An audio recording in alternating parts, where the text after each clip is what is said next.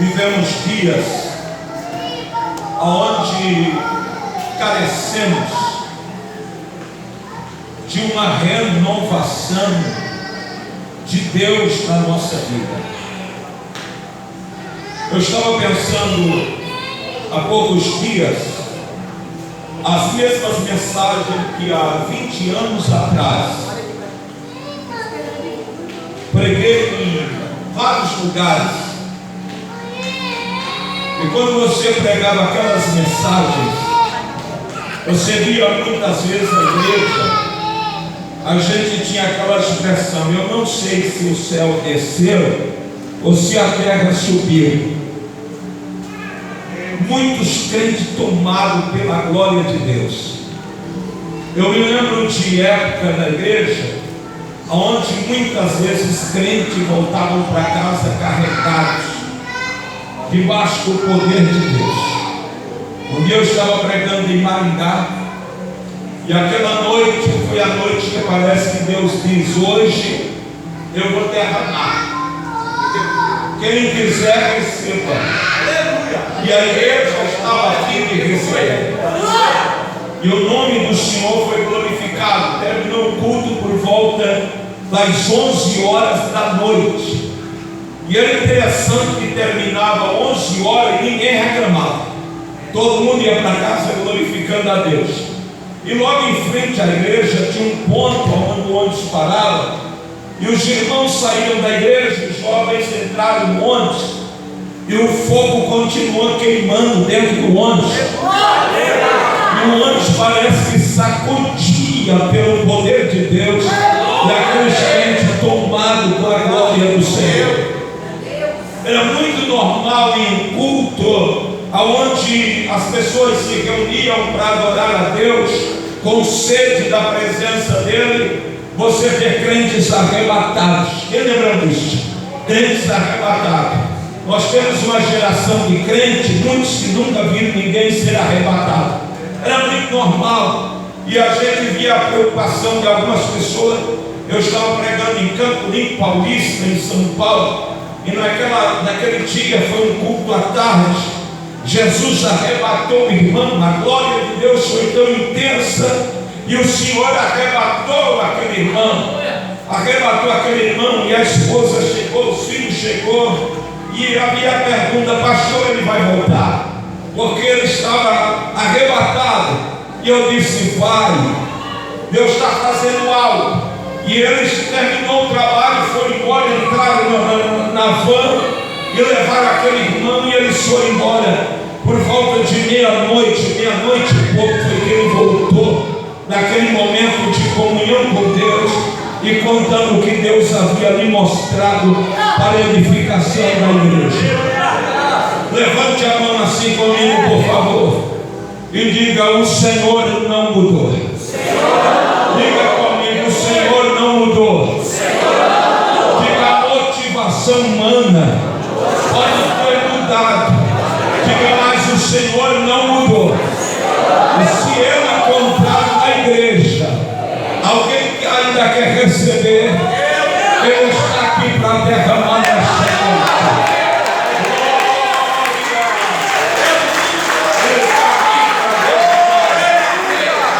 Eu estava pedindo a Deus uma palavra para compartilhar com os irmãos, compartilhar com a igreja. E o Senhor traz ao meu coração esse texto bíblico de Levítico, capítulo de número 6. É um texto muito interessante, porque esse texto mostra exatamente aquilo que o homem deve fazer. E quando o homem faz aquilo que está ordenado, determinado por Deus para fazer, não tem como dar errado. A glória de Deus vai descer, a presença de Deus vai descer, Deus vai se revelar, Deus vai se manifestar.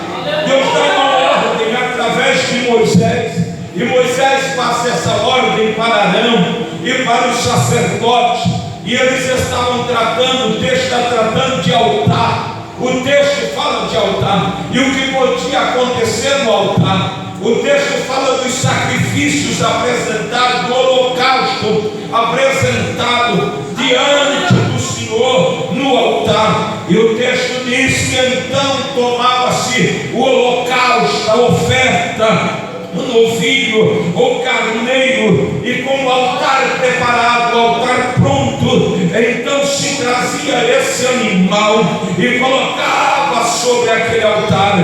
Mas quando nós olhamos para o texto que estamos apreciando, é muito interessante, porque esse texto, ele diz que o sacerdote tinha a sua função, o sacerdote tinha o seu trabalho, tinha o seu compromisso diário, porque a ordem do Deus que reina, do Deus que é Senhor, do Deus Todo-Poderoso, é que o altar não podia se apagar. O altar não podia se apagar. Deus está determinando que aquele altar tinha que se manter aceso. O altar tinha que estar em chama.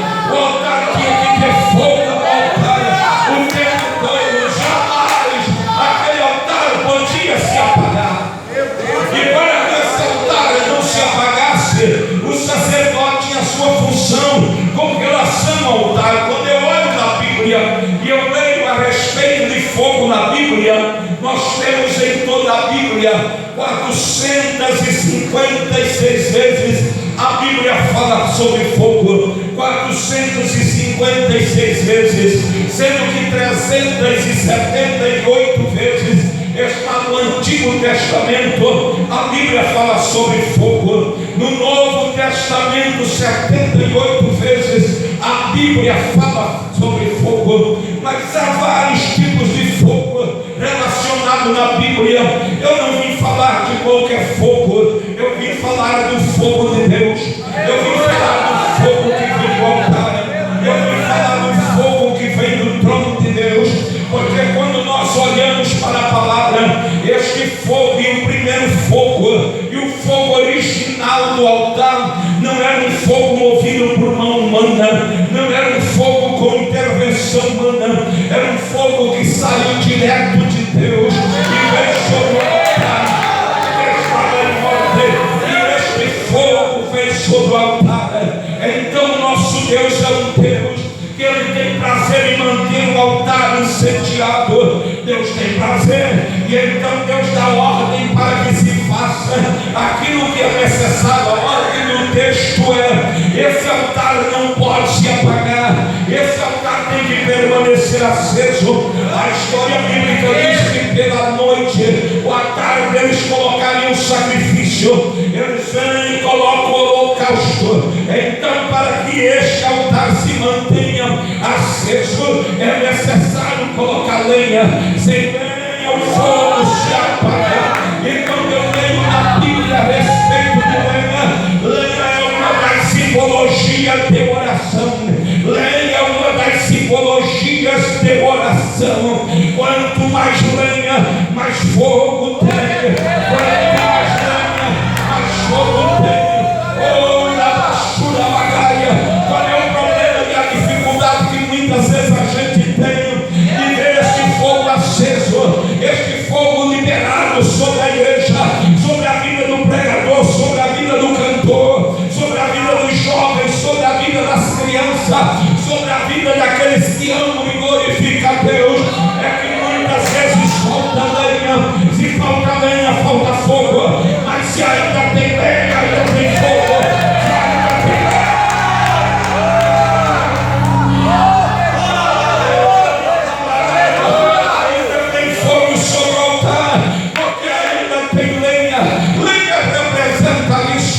Eu olho para o texto bíblico de Gênesis capítulo 22.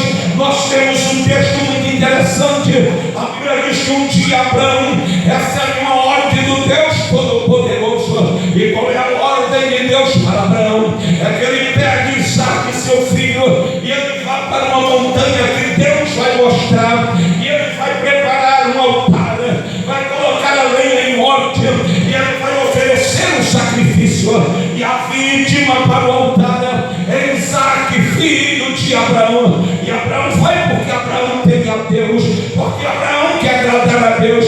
E aquilo que Deus pede para o homem, quando esse homem honra a Deus, quando esse homem ama a Deus, nada é pesado, nada é impossível. Ele faz com alegria. E é interessante que quando Abraão chega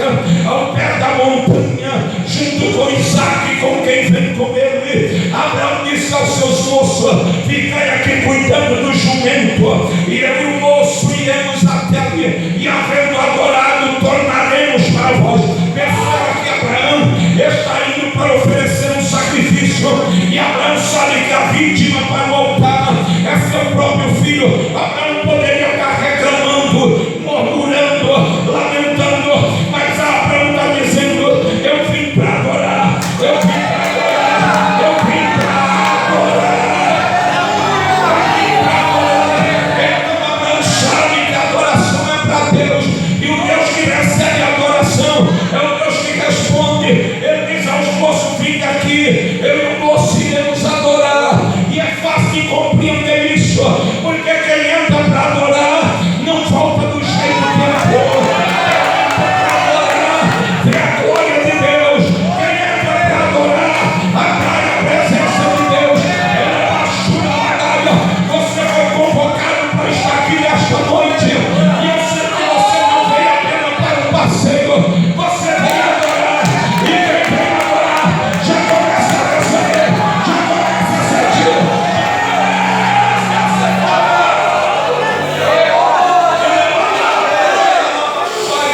Não tem como adorar e não receber a glória de Deus. Então Abraão vai adorar. Agora tem gente que é tão ausente da adoração, que mesmo que alguém lhe ordene para cuidar de jumento, ele não está preocupado, mesmo que diga que vai adorar. Abraão dá ordem a eles e diz: cuide de jumento, eu vou adorar. Eles não estão preocupados com a adoração, são cuidadores de jumento. Infelizmente, muitas vezes nós temos pessoas assim, preferem cuidar de jumento do que adorar, preferem cuidar de coisas necessárias do que entrar para adorar, preferem cuidar de coisas que não é prioridade do que adorar. Quem cuida de jumento vê o cordeiro. Agora quem entra para adorar vê o cordeiro. Quem entra para adorar vê a glória manifestada.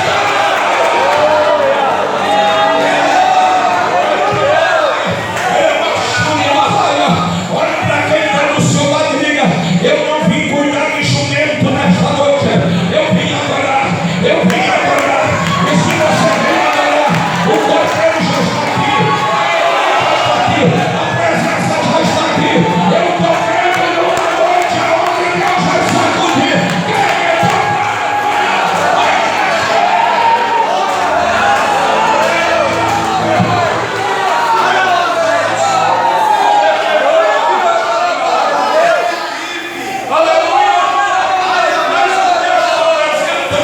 interessante, no meio da caminhada, subindo a montanha, Isaac olha para Abraão, e Isaac percebe que tem tudo, e ele vai citar e diz: pai, aqui tem fogo, não faltava fogo.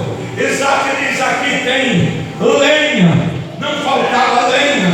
Aqui tem um cutelo para imolar o sacrifício, mas cadê o cordeiro para o holocausto? E Abraão olha para Isaac com conversão, e ele diz: o cordeiro, Deus proverá. Deus proverá. Porque sempre que alguém faz o que Deus está mandando e entra para adorar, Deus vai lhe surpreender. Deus vai lhe surpreender. Deus vai prover.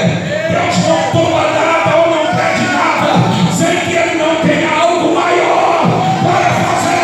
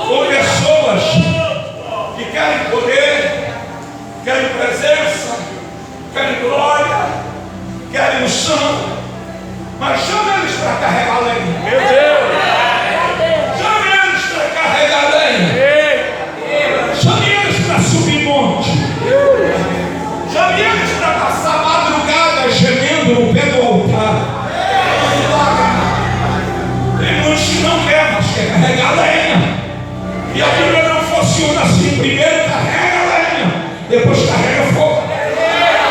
Depois carrega fogo.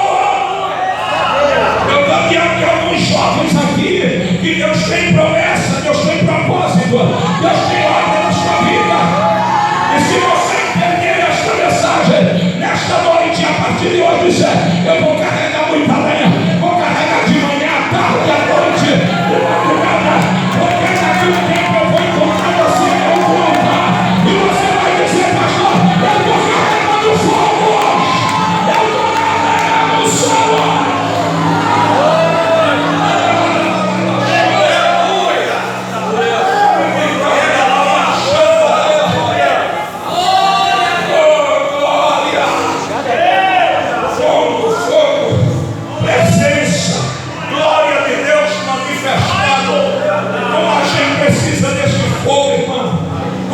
Precisa desta presença, e este fogo vem de Deus, é Deus que manda este fogo.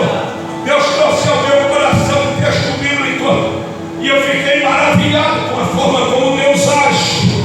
Capítulo de número 15 de Gênesis, capítulo de número 15 de Gênesis, é um capítulo interessante. Abraão está vindo de uma batalha, porque de repente Sodoma foi invadida, Ló, seu sobrinho, foi levado, e então Abraão vai convocar os 318 valentes que ele tem nascido em casa, e ele prepara esses guerreiros e vai para uma batalha, vence os reis que levaram os bens e aquelas famílias, e Abraão traz de volta seu sobrinho, como também os demais. Ele está trazendo, só que Abraão tem uma dificuldade. Abraão não é mais um garoto, ele é um homem de 85 anos de idade. De 85 anos de idade, ele vê o tempo passar, e Abraão vai questionar a Deus em oração, porque tem um moço dentro de casa que é muito dedicado, muito leal, muito fiel, muito determinado, e o nome desse moço é Eliezer. E então Abraão tem uma estima muito grande por esse moço, e Abraão em alguns momentos se pega olhando para Eliezer e achando que Eliezer será o seu herdeiro, porque quando ele tem 75 anos de idade, Deus lhe faz uma promessa que ele vai ser pai. Mas o tempo passou, 10 anos se passou, e ele está olhando para Eliezer. Agora, como Deus explica, as coisas de Deus são muito claras. Deus um dia chama Abraão, e Deus diz que o herdeiro não será Eliezer, mas teu herdeiro será alguém que vai nascer de Sara, sua mulher. Sara é 10 anos mais nova do que Abraão. Você está com 85, Sara está com 75 anos de idade, mas Deus está afirmando e dizendo: eu vou fazer. E se Deus está falando que vai fazer, Ele faz. Se morrer, Ele ainda ressuscita e vai. E a palavra dele está dada. Oh glória! Aí nesses dias, depois de tudo isso, Deus manda Abraão sair da tenda e contar as estrelas, ele pode contar. E ele vai contar, mas ele não consegue, é impossível. Ele não consegue contar as estrelas. E o Deus do céu diz assim: será a tua descendência, será como as estrelas do céu, em número, em quantidade. Deus está prometendo fazer algo grande, poderoso na vida de Abraão. Glória a Deus, aleluia. Mas de repente Deus pede algo para Abraão. Sabe o que Deus pede para Abraão? Ele diz: Abraão, tome 3 animais, tome uma bezerra de 3 anos, tome uma cabra de 3 anos, tome um cordeiro de 3 anos, uma pombinha e uma rolinha. Porém, a bezerra, a cabra e o cordeiro, você parte no meio, a pombinha e a rolinha deixa inteiro, e então você vai, porque Abraão tinha altar, era um homem de altar.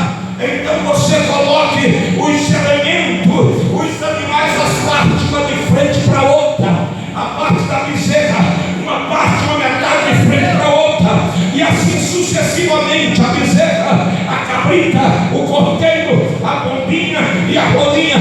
E Abraão faz isso, tudo está em ordem, conforme Deus mandou, Deus determinou.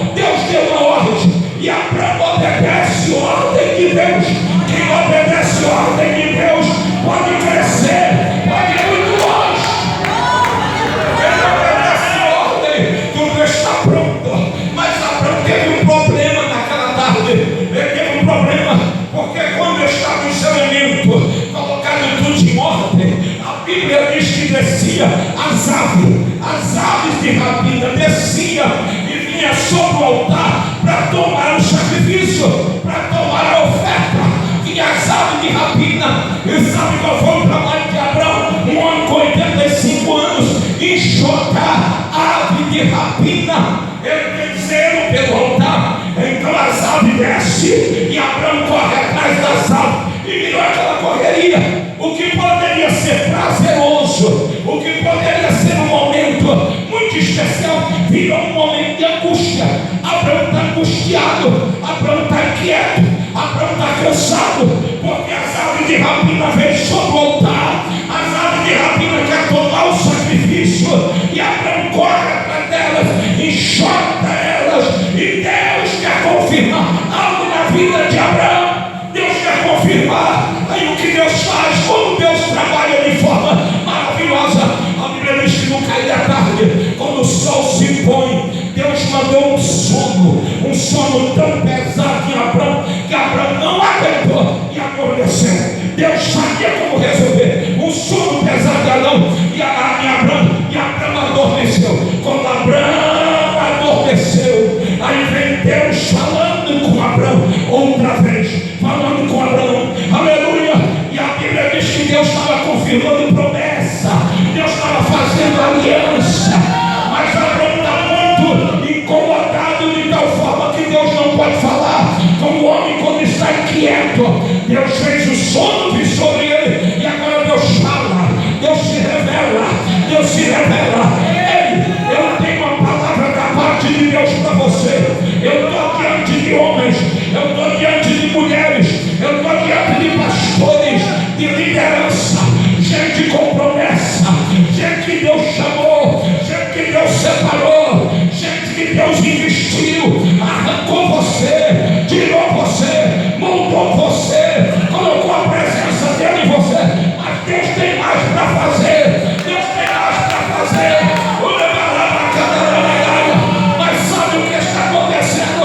As aves de rapina não me dão sossego, as aves de rapina não me deixam mais ouvir a voz de Deus, as aves de rapina não me deixam mais receber a orientação do Senhor, porque a maior parte do seu tempo é correr atrás de ave de rapina, é enxotar ave de rapina. O que é ave de rapina? Deixa eu abrir o texto. Ave de rapina no texto representa aquilo que Cristo sofreu no Calvário. Há uma oposição de demônio, há uma oposição de demônio.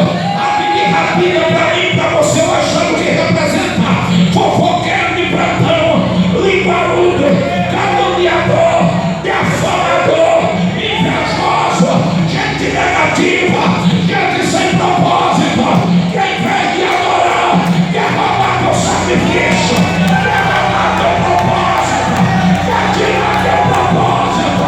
Abaixando, levante a mão para adorar. Ave de rapina, eu creio que você conhece alguma dessas aves de rapina. Nunca recebe nada, nunca se enche, nunca adora a Deus, porque estão preocupados com o que está no altar do outro, para tirar o que está no altar do outro, para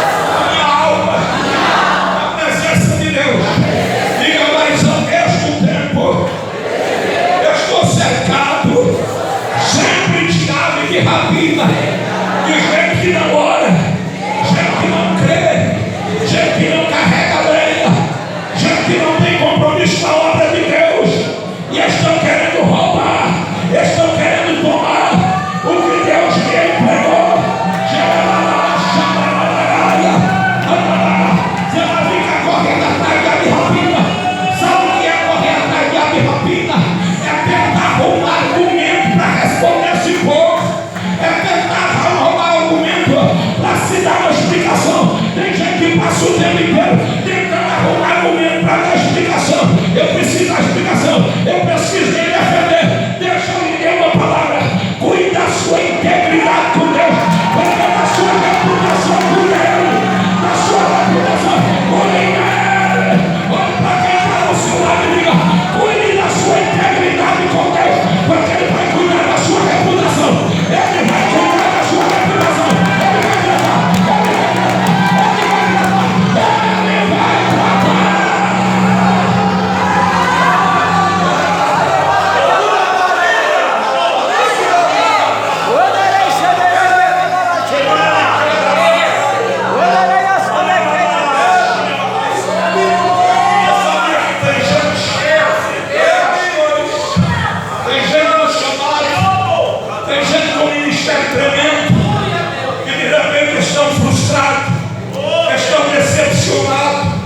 Não consegue exercer mais nada.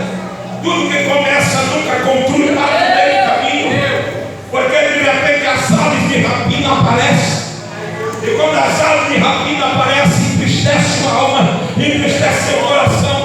Você não consegue dormir, não consegue ter paz, e está sempre preocupado com uma resposta. Eu tenho que dar uma resposta, eu tenho que dar explicação. Da explicação nada. Você tem que virar as costas para a ave de rapina. Vira as costas.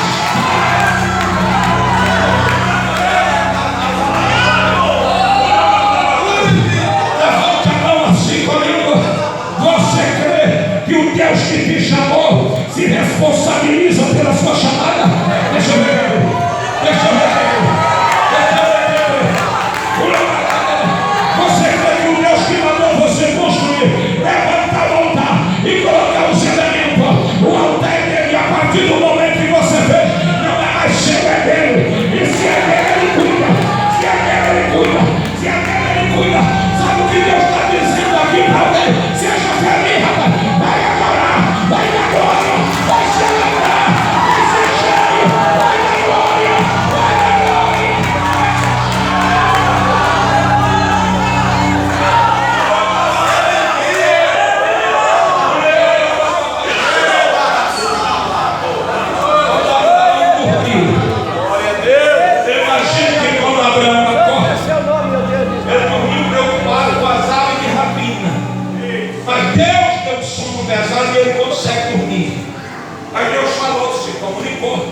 Imagina que quando ele acorda pensando no altar, no sacrifício, e os elementos do altar, as aves de rapina levaram.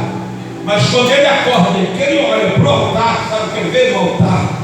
Uma tocha de fogo, será humana, que vem do céu e começa a passar entre as partes. Glória ao nome do Senhor. Ele vê uma tocha de fogo que vem e passa no meio, e o sacrifício está lá, porque quando você descansa e confia, Deus trata das aves de rapina, Deus cuida das aves de rapina. Para de perder tempo com quem não quer te ver abençoado, para de perder tempo com quem tem inveja de você. Ore por ele, mas não se envolva com ele. Se não se perde, ele se perde você, e Deus quer te encher.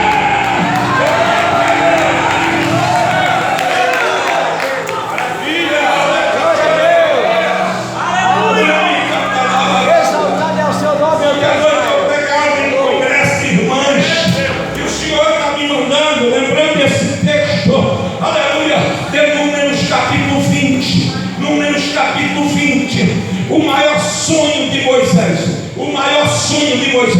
não era ver mar vermelho se abrir, não era ver maná descer do céu, não era nada disso.